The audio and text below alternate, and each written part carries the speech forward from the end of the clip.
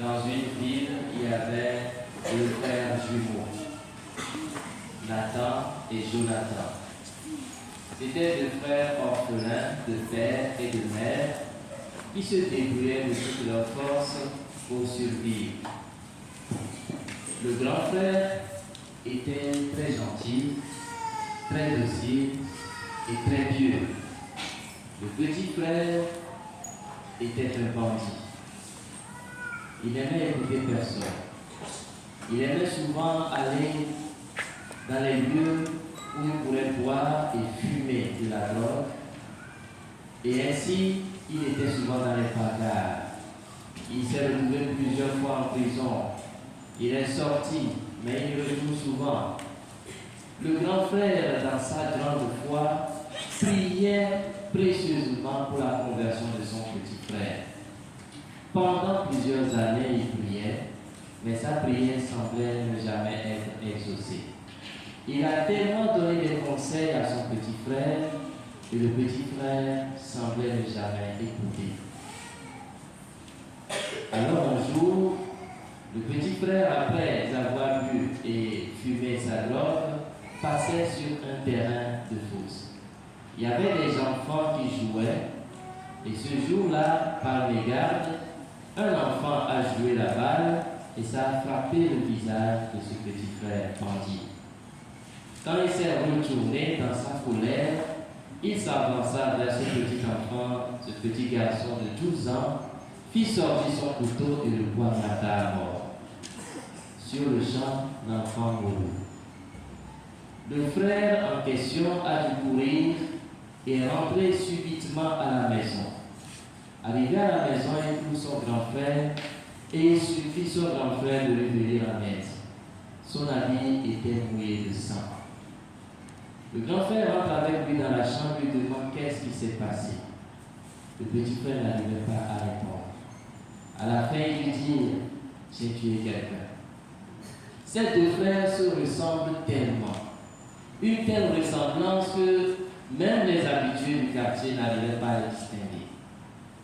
Le grand frère demanda à son petit frère d'enlever tous ses habits. Il les a enlevés, il lui a donné un habit neuf et lui a dit de se cacher. Et qu'est-ce que le grand frère fit? Il porta tous les vêtements tachés de sang de son petit frère. Ceux qui sont venus dans la maison, à peine l'avoir vu, ne se sont même pas posé une seule question. Ils l'ont attrapé, ils l'ont roué le cou, ils l'ont amené à la gendarmerie. Alors le grand frère fut condamné à la place de son petit frère. C'était par une simple condamnation. À l'époque, il y avait la peine capitale. Et donc, il fut condamné à mort. Il est resté plusieurs mois dans les couloirs de la mort, espérant que son petit frère allait avoir un petit ressentiment, une conversion, un changement de cœur. Le grand frère a tellement prié pour que le petit frère ait l'occasion de changer de cœur, de changer de comportement. Mais on racontait au grand frère en prison que son frère n'était plus là. Personne ne le trouvait. Alors, quelque temps avant de mourir, on demanda au frère en question, qui était en prison, sa dernière recommandation. Il demanda un stylo et une feuille. Il écrivit une lettre qu'il envoya à la maison, espérant que tôt ou tard son petit frère allait voir cette lettre. Et un jour, le frère retrouva la lettre à la maison. Il ouvrit la lettre et lut la lettre. Dans la lettre, il est écrit: mon petit frère, j'ai tellement prié pour ta conversion. J'ai tellement espéré que tu allais changer de comportement. Tu fais tellement de mal dans notre quartier. Tu fais tellement de mal à beaucoup de personnes. J'aurais souhaité que tu changes, mais je ne te vois pas changer. Le jour où j'ai pris tes vêtements, je l'ai fait dans l'espoir qu'en me voyant faire ce sacrifice, ça allait retourner ton cœur vers le bien. Mais tu n'as pas changé. À l'heure où tu lis cette lettre, certainement je suis mort à ta place. Sache que j'ai été condamné à mort et je meurs pour que toi au moins tu aies encore du temps pour te convertir. te convertir et changer de vie avant de mourir. Alors c'est quand le petit frère a lu cette lettre qu'il était pris d'effroi. Il s'est rendu rapidement à la gendarmerie, pensant qu'il allait encore retrouver son frère en prison. C'était déjà trop tard, le frère est déjà mort. C'est alors que le petit frère s'est rendu compte du mal qu'il a commis. Pour son ressentiment et pour sa conversion, il a dû se dénoncer. Aujourd'hui, nous célébrons la mort d'un juste, la mort de Jésus. Entre Jésus et nous, qui a péché? Entre Jésus et nous, qui mérite la mort? Moi, je sais que je mérite la mort à la place de Jésus. Ce n'est pas lui qui devrait mourir.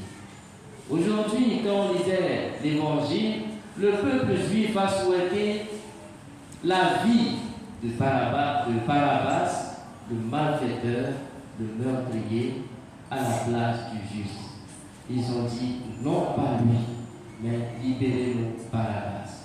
Nous choisissons toujours le mal, nous méritons la mort, mais un juste a pris notre place. Il nous supplie à présent. Convertissons-nous, changeons de cœur, laissons nos vieilles habitudes, revenons au Seigneur, afin que sa grâce se déverse sur nous.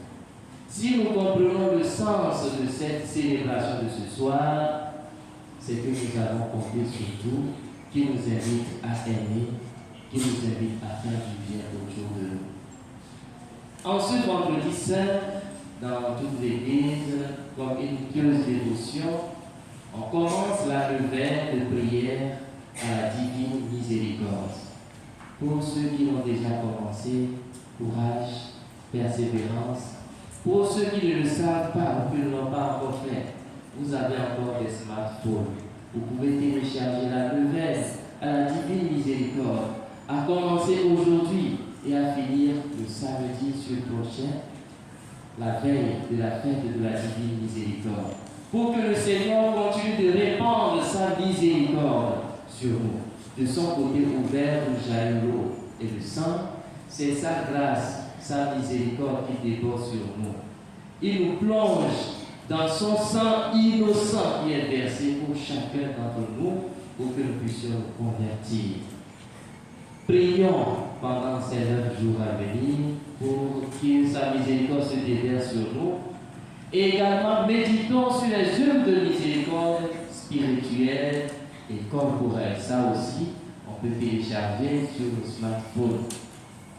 Demandons au Seigneur de nous aider à ressusciter avec lui demain en criant aussi victoire, victoire du mal, du bien plutôt sur le mal dans notre cœur, victoire de la lumière sur les ténèbres, victoire de la joie sur la tristesse, victoire du Christ sur l'ennemi dans nos cœurs.